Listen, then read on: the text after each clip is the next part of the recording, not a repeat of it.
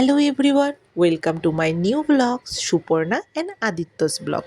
আজ নবমী, তাই সবাইকে শুভ নবমী। আজকে ভাবছি আমরা একটু কালীবাড়িতে ঘুরে আসব। আমাদের কোনো আইডিয়া নেই এখানে কোথায় কি পুজো হয়। তো কালীবাড়িতে গিয়ে দেখলাম বেশ ভিড়। মা আদিত্য গেছিলো ওখানে অঞ্জলি দিতে, কিন্তু বললো আর অঞ্জলি হবে না, কুমারী পুজো হচ্ছিল। তাই সবাই ভিড় করে ওখানেই বসে আছে।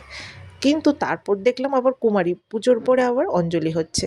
এখানে কুমারী পুজো যেখানে হয়েছিল সবাই ভিডিও এবং ফটোশ্যুট করছে, এদিকে আমাদের সন্দেশ এত দুষ্টুমি করছে, ওকে সামলাতে গিয়ে আমরা নাজেহাল হয়ে যাচ্ছি।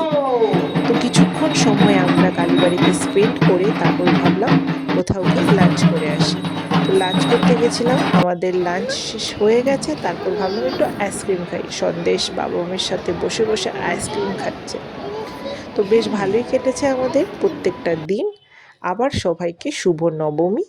আমার খুব ভালো গেছে প্রত্যেকটা দিন। আপনাদের কেমন গেছে প্লিজ জানাবেন। Thank you for watching my blog. সবাইকে শুভরাত্রি।